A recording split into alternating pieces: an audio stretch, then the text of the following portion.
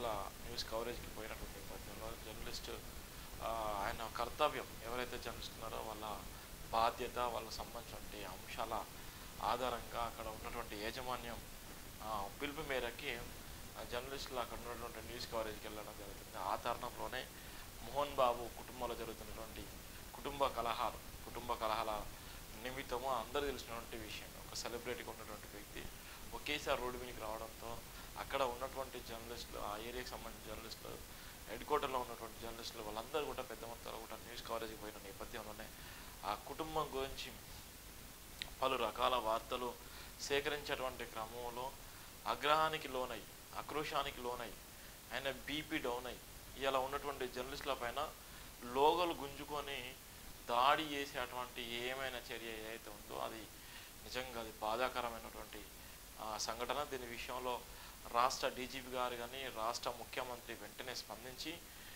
ఆయనను అరెస్ట్ చేసి జైల్లో వేయాల్సిన బాధ్యత కూడా రాష్ట్ర ప్రభుత్వం ఉంది. ఇదే తరహాలో చూసుకున్నట్లయితే చాలామంది కూడా ఇదే తరహాలో మాట్లాడి ఇదే తరహాలో దాడి చేసేటువంటి ప్రమాదం ఉంటుంది. అందుకోసమే ప్రెస్ మీట్లలో పోవాలన్నా లేకపోతే ఎక్కడైనా న్యూస్ కవరేజ్ పోవాలన్నా కూడా జర్నలిస్టులు అయితే భయపడేటువంటి పరిస్థితి.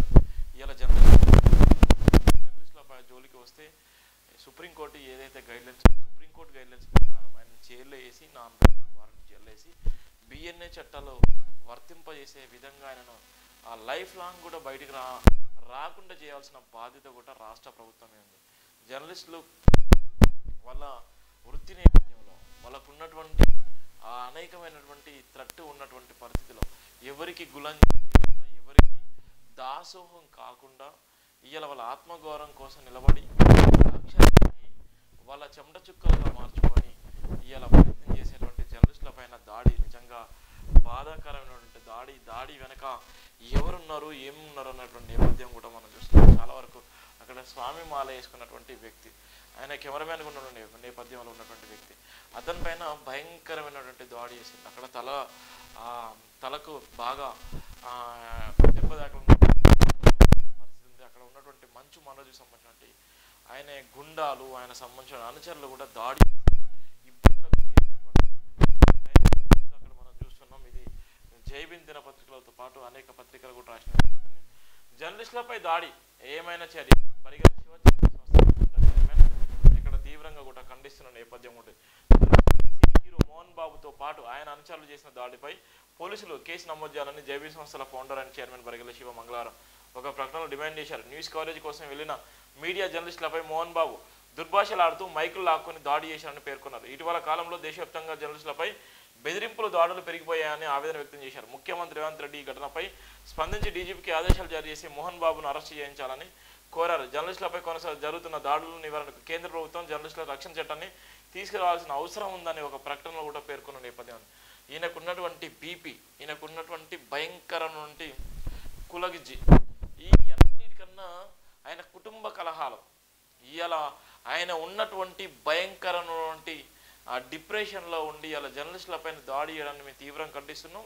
వెంటనే మోహన్ బాబు గారిని అరెస్ట్ చేయాలి, లేదంటే పెద్ద ఎత్తున తెలుగు రాష్ట్రాలతో పాటు దేశవ్యాప్తంగా ఉన్నటువంటి అనేక మంది జర్నలిస్టులు ఇక్కడ జరిగినటువంటి దాడిని దేశవ్యాప్తంగా ఉన్నటువంటి జర్నలిస్టులకు సంఘటితమై ఇవాళ వాళ్ళందరికీ కూడా ఇంటిమేషన్ ఇస్తే దేశవ్యాప్తంగా ఎక్కడ ఏ రాష్ట్రంలో ఉన్న జర్నలిస్టులు ఆ రాష్ట్రంలో కూడా ధర్నాలు, రాస్తారోకోలు చేయడానికి కూడా వెనకాడబోమని కూడా హెచ్చరిస్తున్నాం. ఇప్పటికే రాష్ట్ర ప్రభుత్వం అయితే కసరత్తు చేసింది. రాష్ట్ర ప్రభుత్వం ఎంత తొందరగా అయితే మోహన్ బాబును అరెస్ట్ చేస్తారో అంత మంచిదని కూడా సవాల్ వేస్తున్నాం. ఒకవేళ మోహన్ బాబును అరెస్ట్ చేయకపోతే రాబోయే పరిణామాలు రాష్ట్ర ప్రభుత్వం మీద చాలా ఇబ్బందికరంగా ఉండేటువంటి నేపథ్యం కూడా ఉంటుంది. రాష్ట్ర ప్రభుత్వం దీనికి మొత్తం టోటల్గా బాధ్యత కూడా వహించాల్సిన బాధ్యత కూడా ఉంటుంది. ఇప్పటికే పొంగులేటి శ్రీనివాసరెడ్డి అక్కడ ఉన్నటువంటి ఐఎన్పిఆర్ శాఖ మంత్రిగా ఉన్నటువంటి నేపథ్యం ఉంది. ఐఎన్పిఆర్ శాఖ మంత్రిగా ఉన్నటువంటి పొంగులేటి శ్రీనివాసరెడ్డి అత్యంత దగ్గరగా జర్నలిస్టులకు చాలా గౌరవించేటువంటి పరిస్థితి ఉండే.